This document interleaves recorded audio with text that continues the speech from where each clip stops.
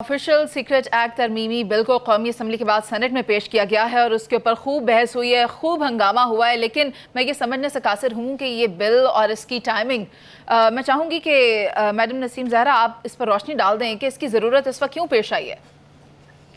जी, लगता ये है कि एक भरमार है बिल्स की जो हुकूमत ला रही है। और आपको मालूम है मसलन जैसे वायलेंस का जो एक्सट्रीमिज्म का बिल आया था, वो तो अजब बात ये थी कि सब सेनेट में जब झगड़ा पड़ा है उस पे, तो किसी को पता ही नहीं था कि बिल कहाँ से आया है, क्योंकि पीएमएलएन के खड़े हो गए थे इरफान सिद्दीकी साहब उसकी तनकीद करने, और पार्टीज के लोग खड़े हो गए थे, पीपल्स पार्टी खड़ी हो गई थी, और फिर ये पूछ रहे थे कि जी ये बिल लेके कौन आया है।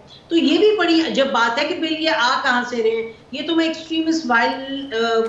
वायलेंट एक्सट्रीमिज्म की बात कर रही हूँ, जो कि बिल फिलहाल ड्रॉप हो गया है। अब जो ऑफिशियल सीक्रेट्स एक्ट की आप बात करिए, उसकी और अजब कहानी है वो ये कि पहले तो नेशनल असेंबली में वो अभी मैं जहां पढ़ती हूँ वो कहते हैं जी ये चुपके से बिल लाए हैं और चुपके से पास किए। एक चित्राली साहब थे जिन्होंने नेशनल असेंबली में तनकीद की उसकी, और उसके बाद आज वो सेनेट में आया कि इसको फौरी तौर पे पास किया जाए। लेकिन पहले हम ये देख लें वेरी क्विकली कि बिल के कौन सी शिकें थी जिस पर तनकीद हो रही थी।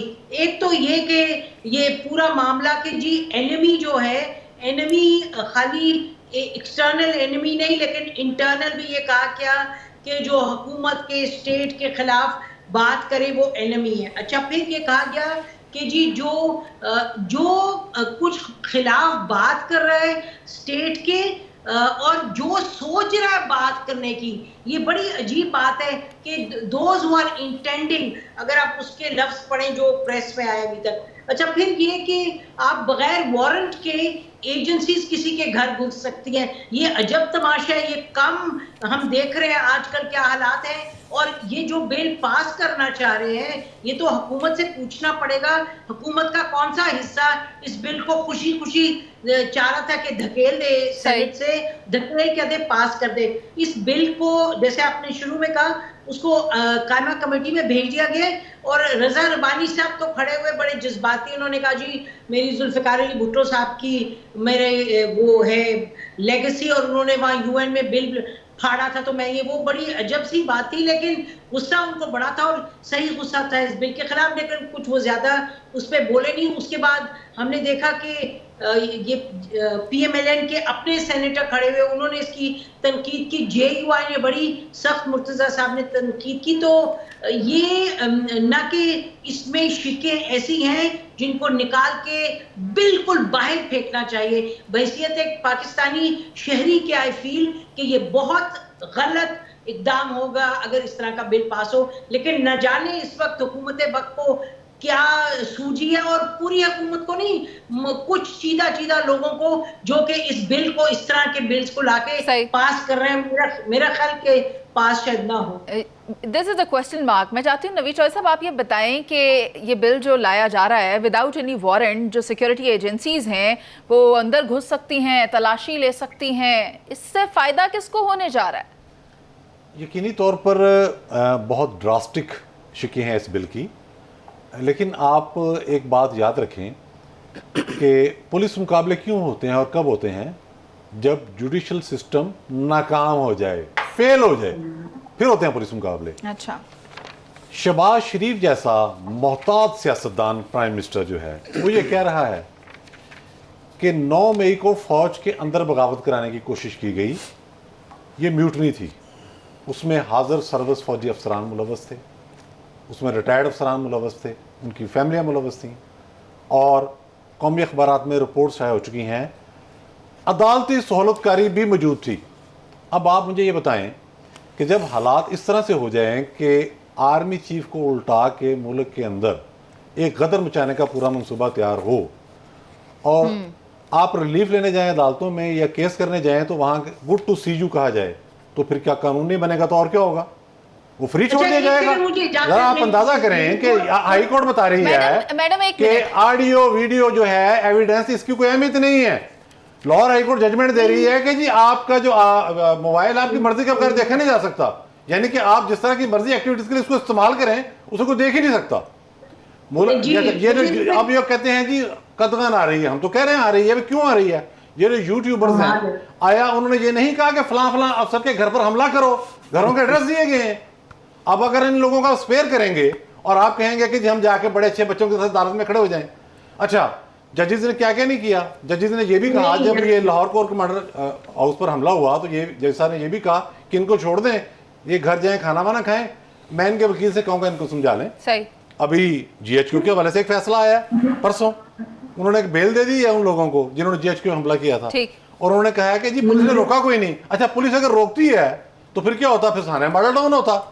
यानी कि ये तो देखें, 2014 के अंदर भी प्लान तो लाशें गिराने का था ना। मैं आ रही हूँ आपकी तरफ। मतलब जब जुडिशियल सिस्टम काम नहीं कर रहा आपका तो उसमें ड्रास्टिक किस्म की चीजें तो होंगी। ठीक है नवीद साहब, हम बतौर साफी खिलाफ हैं। नवीद साहब आप जो बातें कर रहे हैं वो वैलिड है, आप जो बातें कर रहे हैं वो पूरी जगह वैलिड है। नहीं है, आई एम सॉरी, ये कोई जस्टिफिकेशन नहीं है। लेकिन आप बंदे पकड़ते जाएं, अदालतें छोड़ दी जाएं, मिस नसीम, नवीद चौधरी साहब ये कैसे होगा? नवीद साहब एक मिनट, जब आपने कह दिया सर आपके वाकई के बाद पॉइंट्स वैलिड क्या रह है, गया?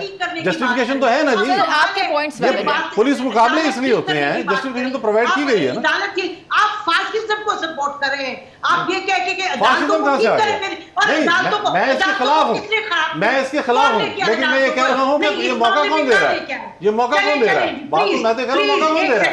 नवीद साहब, मौका देने की है। नवीद साहब ठहरिए, फासिज्म के मैं भी खिलाफ हूं। अच्छा ठीक है नवीद साहब बात सुने, आपके पॉइंट्स वैलिड है सर, आपके पॉइंट्स वैलिड है। मैडम का जज बैठे कह रहे हैं, अदालत में जज कह रहे हैं जी हमारी बात नहीं मानी जा रही, ये नहीं देख रहे क्यों नहीं मानी जा रही, ये भी तो देखें ना क्यों नहीं मानी जा रही। नवीद साहब रुक जाइए ना, मैडम का काउंटर आर्गुमेंट भी वैलिड है। देखिए मेरी बात सुने, अगर मौका कौन दे रहा है?